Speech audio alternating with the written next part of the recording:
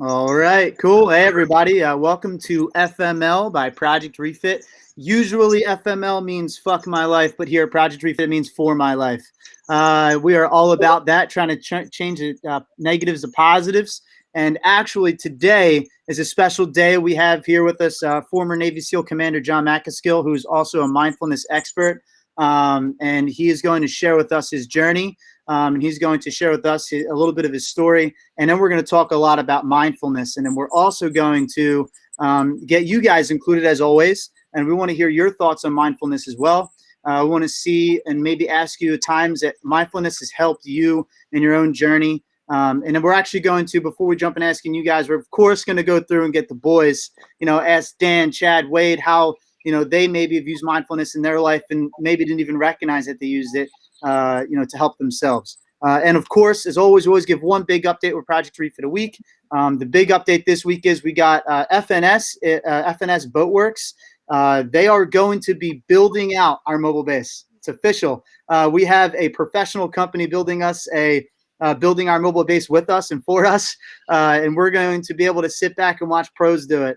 So they really believe in our mission. And it's a huge shout out and a really big thing. They're also sponsors for the golf outing, but now even more so, they're our partners in building the future, the community of the future. So really exciting news just happened yesterday. Could not be any more grateful for that and for the partners that we're really building here. So Jon, on to you, brother. Go ahead and maybe tell us a little bit about your background. Tell us why you got into what you got into. That is the SEALs, how you did it, and then maybe how mindfulness helped you in your journey through and even afterwards. So would love to hear it, man. Yeah, for sure. Yeah, thanks, gents, for having me here today, and thanks for dealing with my. Oh, dang it!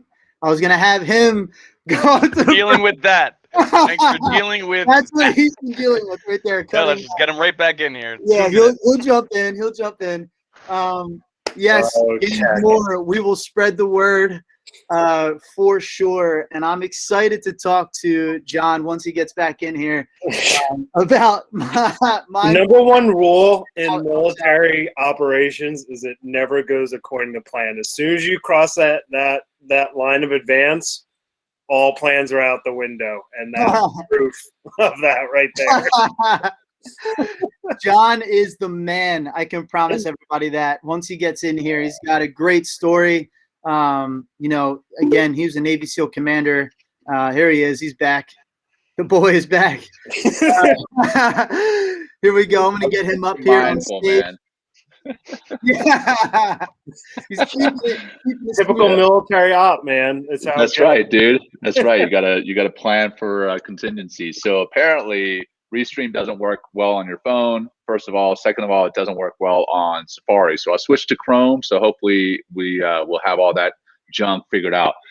So what I was saying is thanks for having me here, fellas. I appreciate the opportunity, and I appreciate what you guys are doing with Project Refit, and I love FML and the reframing of it too for my life.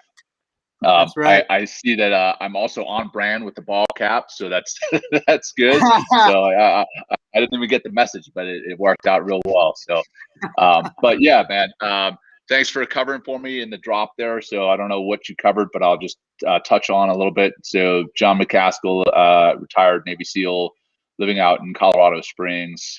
In my time in the SEAL teams, I deployed to the usual suspect areas that everyone would imagine, and then during those times had some struggles with stress and anxiety and depression, and even considered some really dark roads.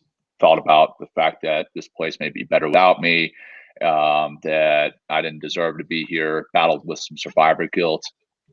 And then got put on medication to address that.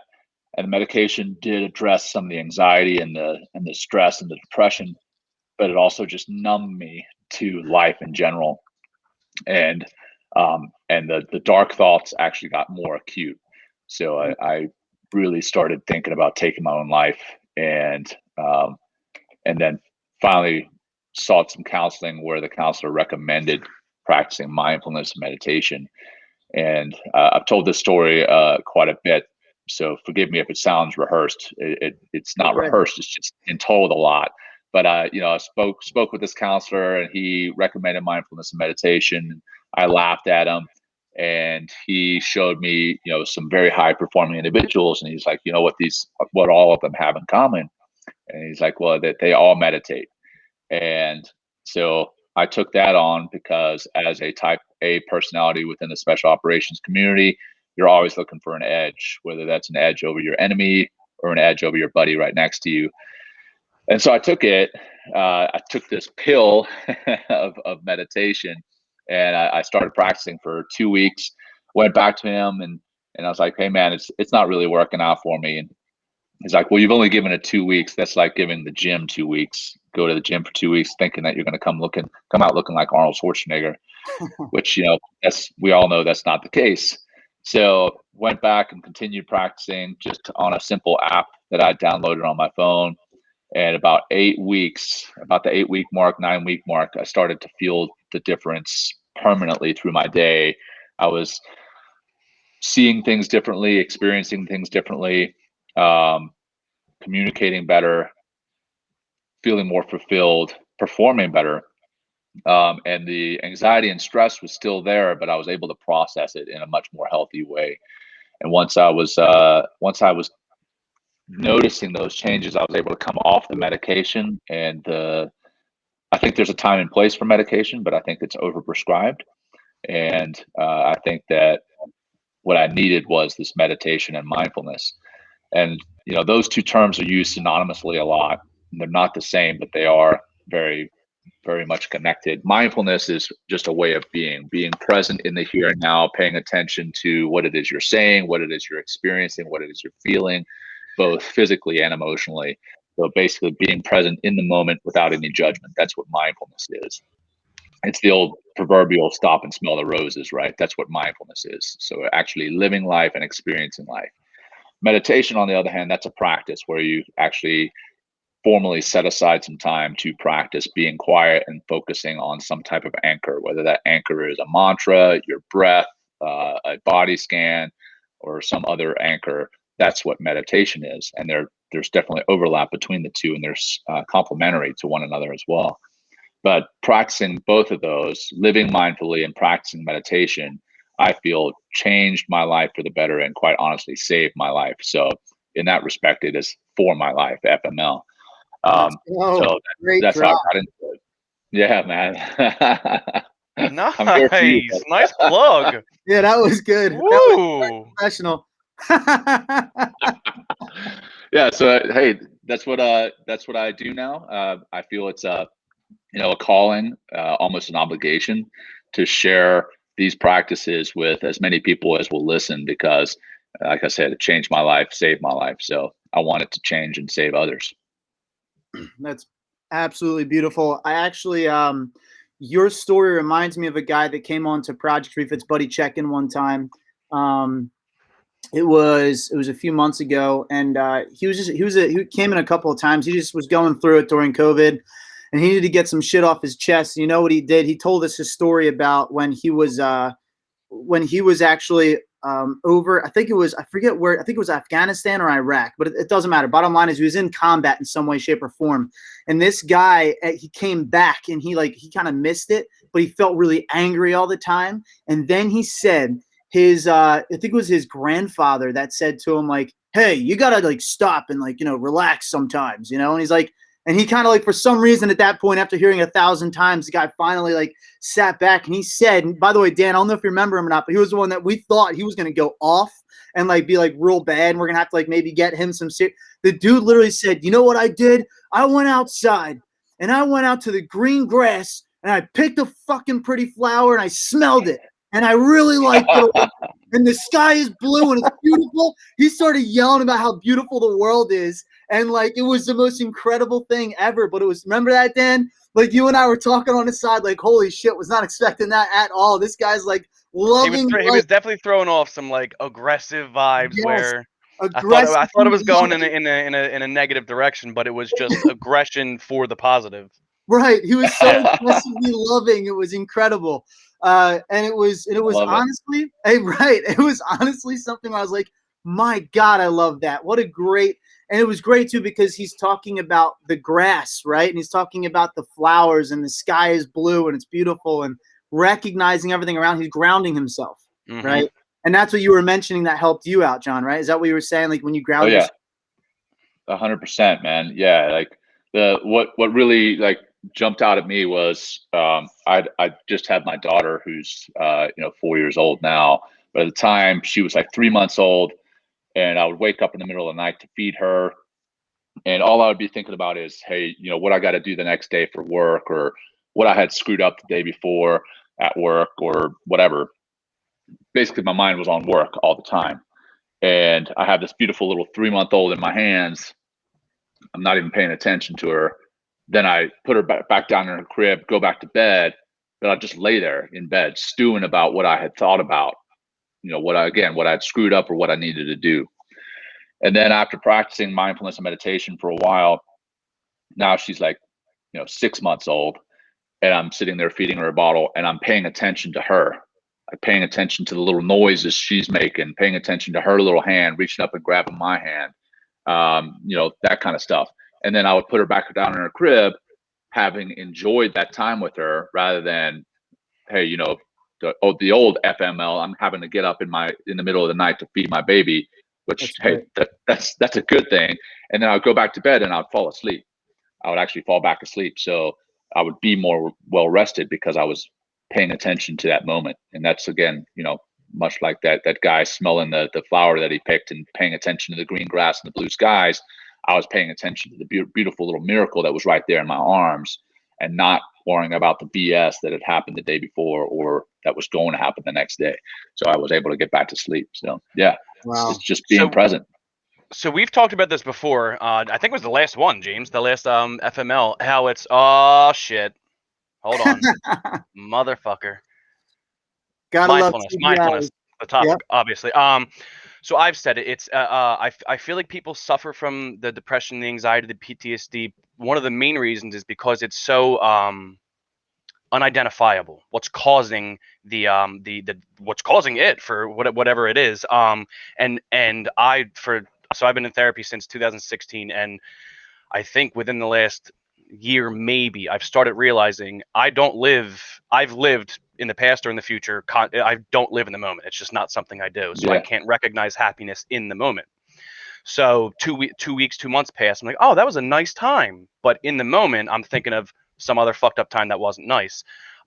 Sure.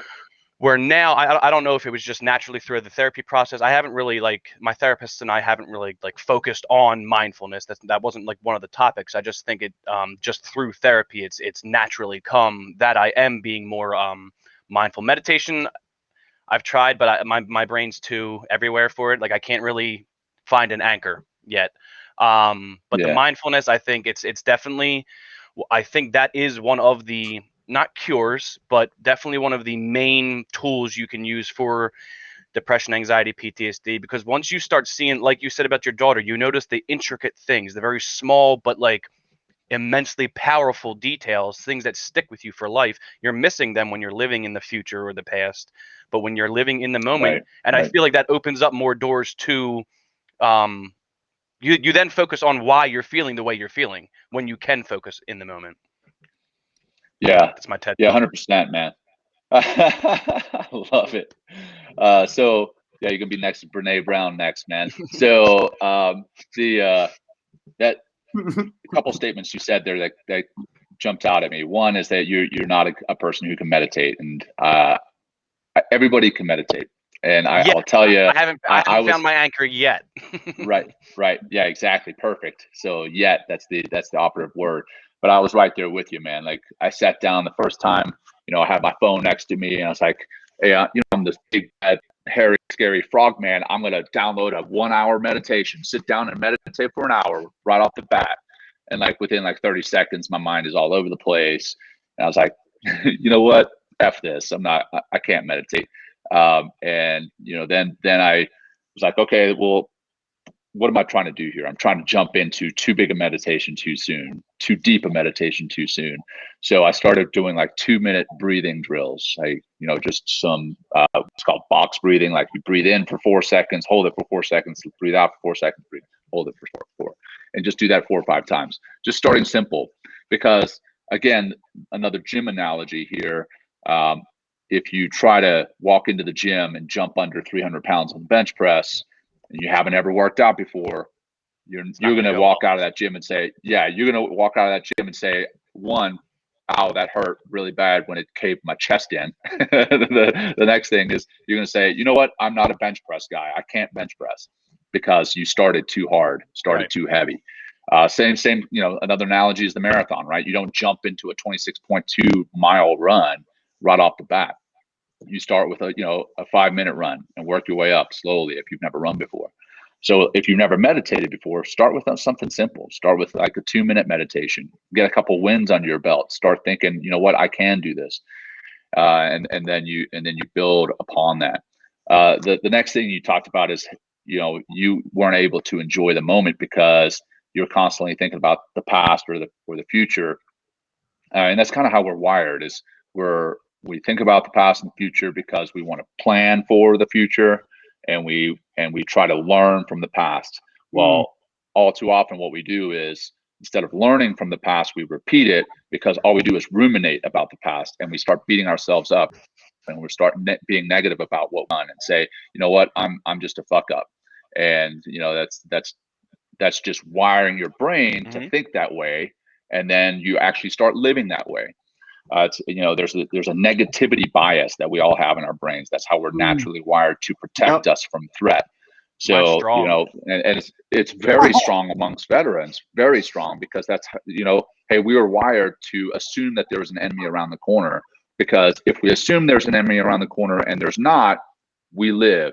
If we go the other way and we assume that there's not an enemy around the corner and there is, we die. So that negativity bias is even further ingrained in veterans. And that way we assume that there's always something bad about what it is we're living in, or we always try to protect ourselves. So, one of the examples, and I referenced Brene Brown before, but I'll talk about her again. She references parents when they look at their children and they're like, oh, this is the most beautiful child, blah, blah, blah, blah. And then instantly in their mind starts going down some negative path to protect themselves. They're like, this baby is going to die. Something's going to happen. And you build up these walls of defense around you. And that's what we do every day, is we build these walls of defense around us, and we can't enjoy the moment. But what can counter that is gratitude. And actually, James, I spoke about this last week on my Men Talking Mindfulness podcast, and talked about you and Project Refit and the 21-day great gratitude challenge that you guys did. I appreciate that. Helped me to rewire my brain, brother. Like, see things in a different way. Then after the challenge, I slipped. I stopped showing gratitude, and I started seeing things in a negative way again. Again, trying to protect myself. But then I jumped into another challenge where we were doing gratitude journaling, and that helped me to get back into that positivity bias. And it doesn't completely nix out the negativity bias. You still have that level of protection for yourself, but by showing gratitude, you can actually see the positive in more things. And by showing gratitude, not only are you seeing the positive, you're actually rewiring your brain to see more positive. And then you can live in the moment more regularly and be more mindful and live that more fulfilling life. That's my TED Talk. Wow. Sorry, I rambled on there for a while. No, it's perfect. Great. That was why you're here. Yeah. Well, it just as a quick, I think, illustration of that, to use a military metaphor, it's like, we're taught obviously that wherever we're aiming at with our weapon is where we're going to hit, right? Like you're constantly working to hone in that sight picture so that way you're going to hit where you intend, where you're looking at, right? I think the same is true for our minds. So to kind of go into that, that negativity or positivity, bias perpetual cycle that we can get ourselves kind of ingrained in.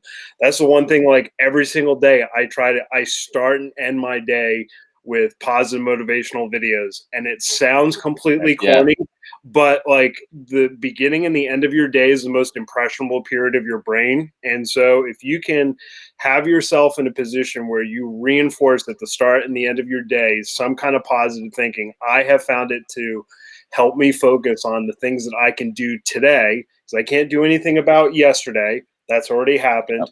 I can set myself up for something, tomorrow, but I've only got what I can aim at, for lack of a better term, today. And am I going to aim at something that's going to get me to where I want to be, or am I going to aim myself backward where I'm not going anymore? And that's the way I kind of look at it when I try to think about the mindfulness, if you will, of the direction where I'm looking. Yeah, that's a great analogy. And another one, I like that one a lot, especially when you're talking about with veterans, right? You want to relate to the veterans, and you're talking about, aim small, miss small. That's what you're doing, right? And then another one is living on the play button. A lot of people talk about, hey, if you imagine a TV remote, you've got the fast forward, rewind, and your play button. A lot of the time, we're either on that rewind or that fast forward button. We're living in the future, kind of time traveling to the future, thinking about what might happen when we don't know. The future hasn't happened, right? So we don't know what's going to happen. And then living on that rewind button, continually going back and thinking about how you could have, should have done things differently, could have, should have not done things that you did do, that kind of thing. But rather living on the play button, that's what mindfulness is. That's where you're going to experience life. That's where life happens. It's on that play button in the present moment. And if you're not in the present moment, you're missing it. You're missing it. I just think our mission changed. Well, I mean, I'm still currently in the military, but I'm in the reserve. So like my civilian life, I'm not always in uniform, so I'm not always in that like mission mode. But I have to translate that over to the civilian side and say, okay, even if I'm not wearing uniform or doing something specifically within a military context of stated purpose, my purpose today is to make myself better than I was yesterday, or move 1% towards my goal that I have for myself. But we have to be honest about where those goals are, because if we don't have a direction as to where we're going, it's like, what are we doing? It's like any mission, right? It's like, if I don't know what the mission is, what am I just going to go out and wander the hills of Afghanistan and just see what happens? I mean, sometimes maybe. I mean, you could. Yeah. You could. You're going to find a purpose pretty quickly, but I'm just saying, you go with some semblance of a mission, direction, stated goal, right? And I think for a lot of veterans, when people transition out of the military, it's like, okay, you lost that sense of purpose, that sense of direction, that structure that made you confident that you were moving in a positive direction, right? But it's like, I tell a bunch of my veteran entrepreneur friends that are in this one group that I'm a part of that struggle with this purpose all the time when it comes to their business. I'm like, your business is your purpose. That's your mission. Like, whether you're wearing a piece of cloth that's camouflaged or not, it doesn't matter. Your mission is still the freaking same. You're still serving your country. You're still serving your family, your community, and everything else. That hasn't changed. How you do it and what clothing you're wearing has changed. But that purpose and that mission still is the same. And I think that focusing on that metaphysical aspect of, you can take the SEAL out of the Navy, but you can't take the Navy out of the SEAL, kind of a thing, right? It's like we're always going to be ingrained with those experiences, and you don't want to forget those experiences, both bad and good, because they've crafted all of us as to who we are today, right now. So, I don't regret any of my experiences. Some of them were horrible and tragic, but they've brought me to a place where I appreciate the opportunities that I have on a daily basis more, because there are tons of people that we all know that unfortunately were called to go home upstairs, and aren't here to have that purpose every single day. So I look at it as an obligation that I've still got shit to do here. I've still got a purpose. Yeah. I've still got stuff to do. I used to live in DC, and I went to Arlington, to Fort Myer to get my haircut, my groceries, my gas, everything. And every single, I was there 2-3 times a week. And every time you go there, you see the funerals, you see the headstones, and, and to me, it's just a reminder every single day of like, you still got shit to do, for whatever reason. Yeah, man. I'm still here, so got to find that purpose every single day and keep moving forward. That's kind of how I look at it. Amen. So to be the civilian here, as I am, I always like to try to bridge that gap, right, in that conversation. Something that I think, so Chad, you brought up entrepreneurship, right? Something that I've recognized a lot is a lot of entrepreneurs, who never even served. We go through something very similar, where we're trying to start something. We have to be very self-motivated, and we have to have that goal and that mission that we have to really connect ourselves to, and continue to push forward no matter what, right? No matter what anyone says, and sometimes it's really hard, because sometimes the people that are closest to you are the ones that are trying to bring you down, right? The ones that are trying to tell you can't do something, you can't do this, you can't do that, you're not worthy, you can't, you know what I mean? Like just constantly hitting you in that head. And I went through that shit for years, right? And it's something I had to fight through myself, and I had to keep mindful of, you know what? I am making an impact. I am making a change. I am helping people out. I am building something different and something special and powerful, right? And that's something that I feel like is something that anybody can really relate to, civilians or military, or even police officers, firefighters, EMTs, all of them. We all have that. We all have those struggles where we hear people telling us we can't do something constantly, but it's really up to the individual to sit back and be mindful of their path forward, right? To recognize, I am happy with what I'm doing. I'm happy with it, right? It's very important, because mindfulness, what I'm picking up on is really about how you're feeling inside, what you're doing. Something you mentioned, John, is a mantra. I actually have a mantra that I am literally obsessed with. When I was a kid, I read a book. It was actually a SEAL who talked about, the mantra that you have to go through SEAL training. I don't know if that's real or not, or if that still happens to this day, where they tell you to pick a mantra and then go through. I don't know if that's a thing. Is that a thing, John, like that you do? Not formally, but it's probably a good thing to have. That's what this guy said he did, and that a lot of the guys in his class did, where they just had this mantra that they kept on repeating to themselves as they went through training. And it's something that I do for myself. Is I have Vincete, chi se vincete. It's very important to me to say that, and it means he conquers who conquers himself, right? So it's a really powerful thing that I like to tell myself when I'm really going through it. I'm like, you know what?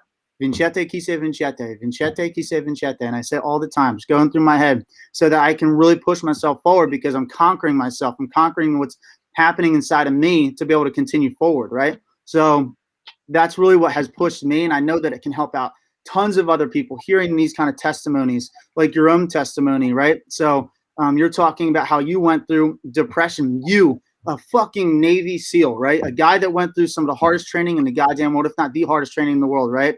You made it through, and you pushed, and you still at times felt like, I don't belong here, right? Like, I'm not adding value. In reality, you're adding a shit ton of value, right? You were bringing so much value to the world and protecting this country, allowing me to be able to build something, right? Allowing me to go after my dreams. And it's like forever grateful for that, right? And you don't even know, that you've impacted millions, not even just a couple hundred or a couple thousand. You've impacted an entire country, and you couldn't even feel that sometimes. But in reality, that's what you did. You allowed us to continue to move on in our freedoms. Every single person that's on this call, or even every single military member on, everywhere, no matter what your job was, right? Police officers, firefighters, EMTs. And it's really hard to see that sometimes. And I think it's even hard for entrepreneurs to feel that too, and business people and salespeople, everyone. So yeah, I think that's the thing that we can all kind of connect on. Dan, you're gonna say something? I was just gonna say, I don't know if you think about it, but like the SEALs, Delta, I was just line infantry, you know what I mean? But that's the level we look up to. I don't know if you guys think of that on a regular basis, but that's like a almost a core belief that we we try and set ourselves to those standards. You know what I mean? The standard that you guys instill. And yeah, it blows. Obviously, I know that people in those fields deal with what you've dealt with the mental health issues and whatnot. But it's still kind of, I guess, for people who haven't experienced it, it almost has that fairy tale persona maybe to it, that you guys are the invincible one, like you guys are the no shit, when in reality, no, it's you've just had a lot more training a lot more training and more Yeah, experiences, but you're still human and you still have the same exactly. requirements that we have. Yeah, yeah, you nailed it right there, man. We're still human, and I also want to just go back to you said just line infantry. No such thing, man. I have mad respect for anyone who's uniform on, whoever raises their right hand and they are swearing to defend this country. So mad respect for you, brother, and the brothers and sisters in this military across the branches, man. Mm-hmm. So and then as far as just being human, I just watched this great documentary on the Olympians. It's called The Weight of Gold. Love it. It's on, I think it's on Netflix. Dude, it's super powerful. The Weight of Gold, all these people who have trained for nothing else in their life but to be a swimmer, to be a skater, to be a skier, whatever the case may be. That's the one thing they've been hyper focused on. They've sacrificed time with friends, time with family, other potential pursuits. They've sacrificed that all for the chance to be an Olympian, not even to win gold, be an Olympian. And then what happens? And I can tell you from friends that I have who are Olympians, I went through this program called Tough Next Step, which is a transition program for military and a transition program for elite athletes. And day one, it's 60 or 70 people in the class, right? Day one, 35 athletes are on one side of the room and 35 military transitioning service members are on the other side of the room. And we're all mingling. And then day two, they're like, okay, you're going to sit next to somebody from the opposite camp. And so I'm sitting next to this gold medalist swimmer. And I'm like, in my eyes, much like you were talking about, you hold this Olympian up here. In her eyes, she holds the military up here, right? There's this mutual awe. And we start talking. I'm like, yeah, how was it being an Olympian? And she's like, well, it was amazing until I was no longer in the top 12 in the world. Top 12 in the world, not top 12 in the US, top 12 in the world. She missed it by a 100th of a second. And instantly, one day, she loses her insurance, she loses her stipend, and now is having to pay for herself. And I know there's always this kind of propensity to oh, whatever, man, they're professional athletes. There's no reason to feel sorry for them, but they are human beings, and they're not raking in the dough. A lot of these professional athletes are not raking in the dough that the professional, football players or baseball players are raking in. These are Olympians they're professionals, but you can't even be considered professional to compete in the Olympics. So you have to be just under that bar. Anyway, bottom line is, there's a lot of similarities between those super athletes and transitioning service members. Transitioning service members have been hyper focused on their job for 5 years, 20 years, 30 years, whatever the case may be. They've been hyper focused on one thing, that's serving. And now suddenly they're not. And now they need to find that new mission, that new purpose. And we talked about that for entrepreneurs. They have a new purpose, they have a new mission, but a lot of the time they don't realize that is their new purpose. And identifying it as that is huge. So I love what you're talking about, and I don't have the names up on my screen anymore, but the gentleman with the American flag behind your head. Chad, you're all good, man. Yeah. You said, when you talk to some business owners, you're like, hey, your business is your purpose, and making it that. Oh, now I see the names. Right on. So right on. So I got Dan, James, and Chad, and I think one of us dropped off. But anyhow, bottom line is having that purpose. That's a human need, whether you're an athlete, whether you're an entrepreneur, whether you're a military service member, and wherever you are within that military structure, whether you're special operations, whether you're quote unquote just line infantry, And I say that because that was your word, definitely not mine. You know, your purpose is higher than yourself, right? And figuring out what that purpose is that's higher than yourself when you get out of the military, that I think is a key point to helping people battle with depression, battle with anxiety, battle with the stress that they feel when they leave. Because a lot of time, you know, in the military, we have this transition assistance program, right? And it's not worth a damn. But basically, they tell you how to interview, tell you what to wear to an interview, help you build a resume. Build a resume. Hey, that's all well and good, and I appreciate that kind of the intent in those programs, but it's not enough.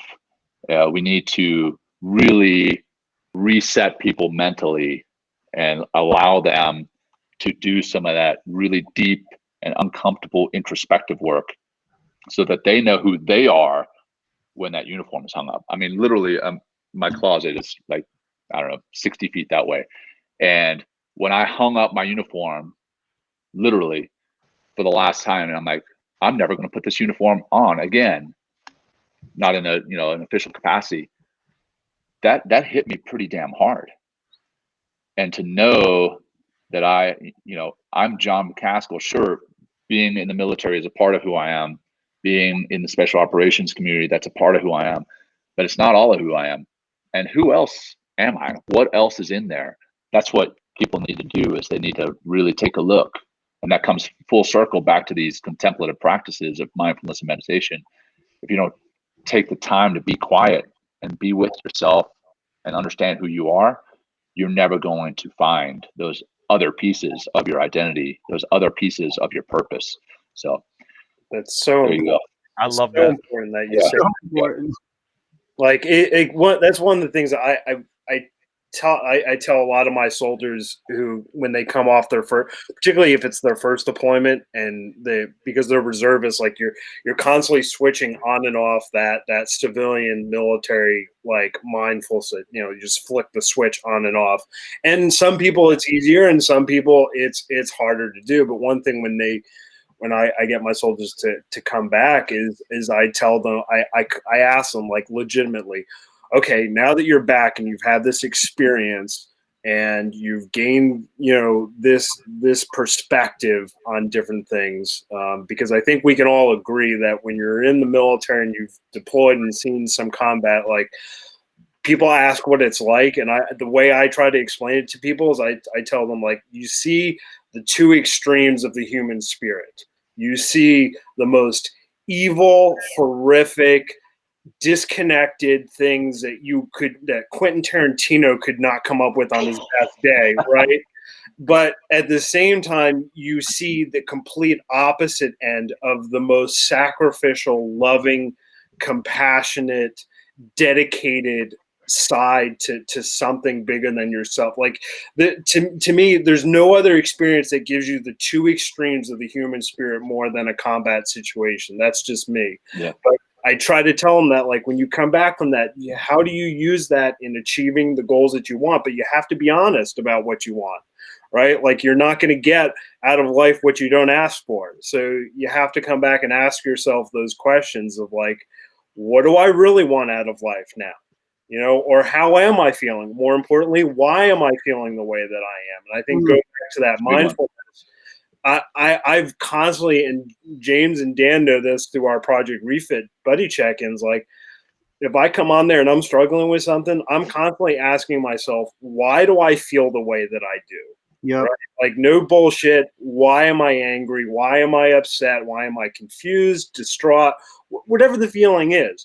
Because I think if going to your point earlier, John, about mindfulness and the power beyond it, it's like, if you can be honest with yourself as to why you're feeling the way that you are, you're able to empower yourself in a level that you can transcend that obstacle. And once you transcend that obstacle, that freedom that I think comes from that sense of empowerment and confidence is just, that to me is what has propelled me to the next level. Anytime I face an obstacle, is being able to be honest, reflect, transcend, and move on to that next level. So mindfulness, self-awareness to me is the foundation to success, because if you don't have it, you're not dealing with reality. If you're not dealing with reality, you don't know how to navigate appropriately. You know, it's just how it is. I think, I think in regards to like if we're talking just PTSD, I think everything you guys both just said is the definition of post-traumatic growth. Like you can be negative, like PTSD, the negative aspects of it, 100%. It's powerful. But when you, just like what you just said, Chad, when you start even entertaining those ideas, it opens up. It's almost like it's a whole different world. When you change the perspective of, I have PTSD, I'm a victim, it's going to affect me every day for the rest of my life, no questions asked. When you change that perspective, like I did, I thought that way. This is what I am now. Fuck, shit. But then through therapy, That's it, because that's a prison, right? Yes, because you're just putting mental and emotional chains on yourself and giving yourself an excuse to be weak for what you want in life. And then you know, the only person you have to blame is yourself. Life sucks. Life's not, none of this stuff that we're talking about, it means that it's fair. Easy. And John, you mentioned this earlier. You know, it's like it's not to dismiss that it's not all going to be roses all, you know, every day, right? Like you're going to have those tough moments, because no matter how resilient you are, or how tough you are, or how much of a badass hero you are in the SEALs, like you're still human, right? Like you can only be resilient to a certain degree, but we're all human and are going to have those moments. It doesn't mean life's going to be easy, because life's not easy. We all know that. Yeah. The question is, what are we going to do about it? You know, are we going to be negative about it and chain ourselves to the past? Or are we going to say, you know what, I can get through this. I'm still alive. So, you know, I still got shit to do, as I always tell myself. You know, when I feel lazy, there's too much shit going on right now for this. You know, it's awesome though. Love it. I love it. I love it. Yeah. I mean, I love you're talking about transcending those obstacles, right? And the post-traumatic growth. If you haven't read The Obstacle is the Way by Ryan Holiday, it's a fantastic read. Talked about how a lot of people, they take those obstacles and they see them as just that, obstacles that they have to overcome. Can you say it again? Others see them. Yeah, it's called The Obstacle is the Way by Ryan Holiday. I'm pretty sure that's his name. I may have screwed that up, but yeah. So the other way people can look at obstacles is as opportunities. They're like, oh, this is an opportunity to grow. This is an opportunity to learn, and the whole book is on all these different people who have not only overcome obstacles, but they've thrived, and they haven't thrived in spite of these obstacles.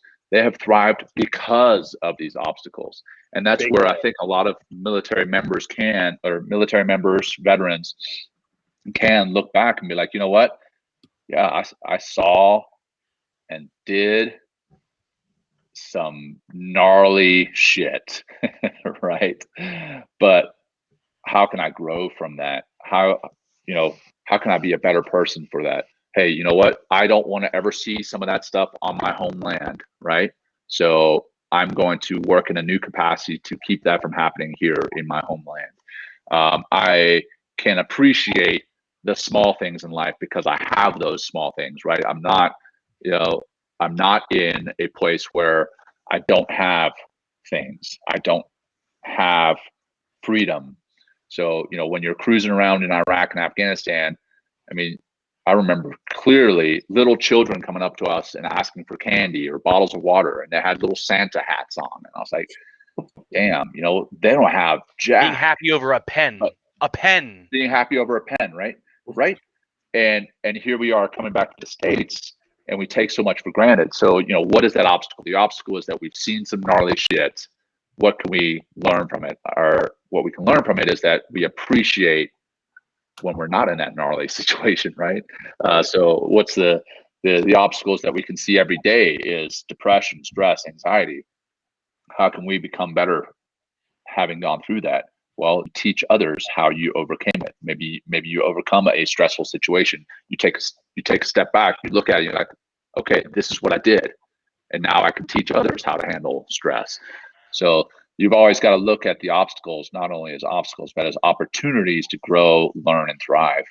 and this isn't to toot our own horns, but toot No, fucking no, toot. not at all. I think that's everything. All four, five, six of us have done is all of the shitty situations we've been in. We've built off of, and we've created Project Refit so that we don't. Now it's not so like the shit overseas doesn't happen, but the shit that's happening here because of the shit that happened overseas, Right. we're trying to stop that from happening. So I think that I Sure. think that ties in perfectly with it.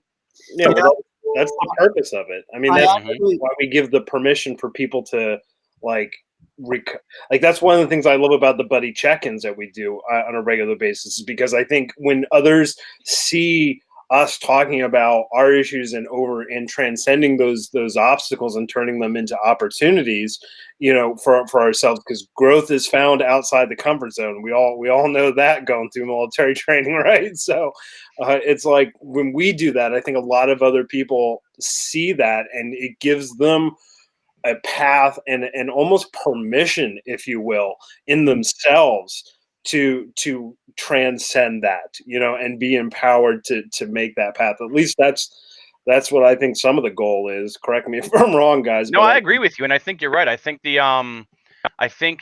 I agree with the given permission, because I don't think they have that thought pattern yet. I don't think they have that thought process of even allowing themselves to have permission. And then when they see me talk about the IEDs, or one of the other Greg talk about his shit, that opens those doors. Oh fuck, other people had fucked up shit happen to them, and they're on the internet saying this to thousands of people. Our shit reaches thousands of people. And that I feel like that just has a level of comfort to it, I think. So something that I really want to jump in on here, something I think stands out in a really big way, that I feel like is a question that I want to ask. We have a couple minutes left, and I feel like this will be a really good question to ask. And John, if you want to lead it in the answering, but you mentioned how you recognize these kids, right? These kids with the Santa hat over in Afghanistan who want candy or a pen, and they're so grateful for it. And you come back here and you recognize, man, we have so much. And you see people who aren't grateful for what they have because they've never experienced the kid who's happy about a fucking pen or a lollipop. Does that ever hit you as something that you're like, have you ever had the thought of like, why the fuck is this guy so upset right now? Like, why is this civilian here in the United States so upset and so ungrateful for what he has? And like, you get mad at that person, just like logically mad. Like, have you ever had that happen? Yeah, I mean, I'd be lying if I didn't say that there's some rage at times, but luckily I have the tools that allow me to have compassion for that person, right? So that person doesn't know, right? Even some people who do, they've just lost perspective. Like a lot of service members come back after having seen those kids happy about a pen, wearing a Santa hat, chanting USA with a little American flag in their hand. And, I'm not just saying that. I have that picture from when I saw that. That's not just some BS propaganda that I'm trying to put on your show. That literally happened. Yeah. Right? But you come back to the States and you get complacent. You start living in your nice house with air conditioner and heat, and you've got a car that gets you from point A to point B, and you've got food on the table. It's very complacent, and start not appreciating that. I mean, I've got like I said before, my 4-year-old daughter. She doesn't know any different, right? Yeah. So she's watching cartoons, and there's some commercials. Commercials are freaking the worst when you have a 4-year-old and when you're watching cartoons, because every freaking commercial is about a toy, and she's like, "I want that," and then the next commercial, "I want that," and trying to be a good dad at Christmas time or a birthday or whatever, I'll buy her something, and I'll be like, "Hey, it's the thing you saw in the commercial," and she's happy for about 3 seconds. And I love her to death. Don't get me wrong, but she doesn't know any different. Yes. She doesn't know any different, right? So this person that you were just talking about that may be complaining about X, Y, or Z. Yeah. First instinct is to be like, "Hey, mother, hey, you have it all. Don't you know that there's people overseas who don't have jack squat?" But then I'm like, one, what purpose is that going to serve besides him thinking that I'm crazy bad? First of all, and then second of all, like, compassion for that person. Okay, one, they don't know, and then two, they're a human being, right? They're a human being, and their beliefs are formed by their situation, just like our beliefs are formed by the situations that we've seen, the situations that we've been through. We see things differently. So I'm not going to jump on them and try to imprint my beliefs on him or her because of what I've seen. Just like I would hope that he wouldn't try to jump on me to imprint his or her beliefs on me because of his situation. So yeah, there's definitely an initial like, what the fuck, then I take a step back and like take that breath and like, okay, reset. This person's a human being. Have some compassion for them. Understand their situation. So yeah. I think I mean 100% yes. That especially before I started therapy, it was like a motherfucker. But after therapy, I kind of exactly what you said. They're people. I realize I have my issues that make me the way I am. They may also have it, but specifically on the people in the military who may not think that way. I think it's a son of a bitch. Hold on. Oh, okay. So I have an issue like with some with people who live solely in the veteran identity, solely in that. That is their identity through and through. I think it is acceptable and necessary to have pride in what you've done, especially if you deployed, whether you did or didn't, having pride in it. But if you're going to have pride in it, I think we also need to if we're going to separate ourselves from civilians, we have to take the good and the bad with that separation. So in my mind, them being the way they are, we have to accept that. They didn't, like you said, they didn't experience what we experienced. We had things that changed our point of view. They haven't had the luxury, I think it is, of those experiences. So in the beginning, I held resentment and anger and fault on these people. But like I had a kid who I was at a bar, and I had a kid who I went to high school with. He was like a year younger than me or something, and he take breath. Fuck, it's gonna piss me off again. He basically he said that he does not agree. He's not in the military, knows nothing about it. He says he does not agree that there's like bullshit awards given out, like the good Army Good Conduct Medal, shit like that. He basically for what he said was they need to incentivize killing. You should get like that, like get awards for the amount of like insane shit. And fucking Call of Duty. What is this? No, exactly. That's really what he was. But he wasn't being like an asshole, like joking around. He was 100% serious. And old me, that would have not. I don't really get violent. It wouldn't have been a fight. Would have been an argument though. But luckily, I had been in therapy, so I just calm. I was like, Bub. I mean, that's just not. And I gave my point of view from what I've experienced, what I've seen, stepped into human's brain. Yeah. And like, it's a very different aspect. Trust me. But yeah, I definitely. In the beginning, but now it's more of an understanding that they just live different lives than we do, and that I think that just needs to be accepted. Go ahead, Chad. Yeah. I've got two quick examples of where that kind of disconnect impacted me from my experiences. One, when I took over military and veteran affairs at the Republican National Committee a couple of years ago, and I struggled in that position a lot mentally, because I felt like there were so many people I was surrounded by who didn't appreciate the country, the government, the republic that we have. Because after I was fortunate enough to be in Iraq when they had their first parliamentary elections on their own, and being able to be an American and witness a country taking the step of holding its own free elections for the first time, actually witnessing a democracy start to evolve and create itself, is one of the most unforgettable moments I'll never forget. I'll never forget it also because it happened to be also the first night I tried to smoke a cigar for the first time, and that was a bad experience. So amazing. Talk about making a complete ass of yourself as a newly minted E4 in front of a bunch of operators and flag officers. Yeah, I was that guy. So, but anyway, that's another story for another time. But but it made me really bitter to a certain degree in my political post. I mean, I was honored to take the political appointment and everything, and to be that voice in the party. But it was just like, I had to guard myself so many times of reminding myself I'm surrounded by people who don't have that other experience. They don't have that other perspective, because there were so many times where they would be bickering over the most pathetic, stupid little things that were completely, to me, missing the bigger picture they needed to focus on. And I'd have to really check myself from not just utterly losing it on them in front of senior staff, right, and in front of the chairwoman. But like that was tough, but I grew from that, and I hope that I helped others grow in their appreciation of our great republic. But that's aside from that. The second point where I think it helped on the positive side, going to this experience, was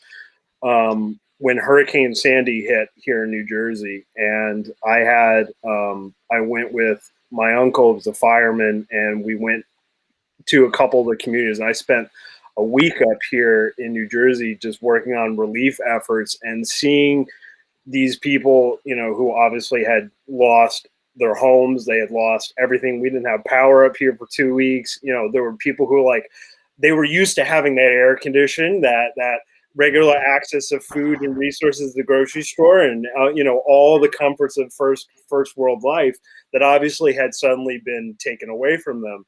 And being able to go through communities, oftentimes as like one of the few people in uniform, the amount of appreciation and comfort and gravitating people did when they saw someone in uniform, and being able to tell them, like, hey, I remember not having running water for a month or two in Herat in Afghanistan with a bunch of Afghans and Marines. I'm like, that was pretty damn dirty, I'll tell you. So I'm like, you'll be okay, So I'm like, I said, I know dirt. It's dirty. It's disgusting. But I'm like, you're kind of comfy. You give them some tips and stuff like that. But being able to have those stories and those experiences as a way to provide comfort to the very people that, we're serving and sacrificing for, to me, during a period of turmoil and devastation, was such a period of grace for me and growth. It wasn't even funny. So being able to see both the side where it brought out the frustrating aspect of me, and seeing the side where it brought out the appreciation and being able to elevate and connect with the civilian community, like those two experiences, have had some of the biggest impact on me as a servant, as a community, as a service member, and everything else. It's just hard to articulate it sometimes, but awesome. Yeah. That is genuinely a beautiful way to wrap it up, actually. And also, we like to say this a lot, and I think it fits perfectly with everything that we're saying towards the end here, is hate is a cancer, love is the answer, right? That is a quote by Wage War. It is a great metal band. I love them. But, that's what they say, man, and it's real, right? So hate is a cancer, even within yourself, because, it will definitely be something that's detrimental to your mind, your body, your life. So love yourself, be mindful of the small things that are happening. Jon mentioned his baby, that he ended up, recognizing the breathing, the movements, the grabbing of the hand, the little things that really matter, helped him sleep better when he had to get back to bed, right? Dan talking about his times where he's talking to people that were saying things that really annoyed him. He took the time to breathe. He took the time to respond in a really healthy manner.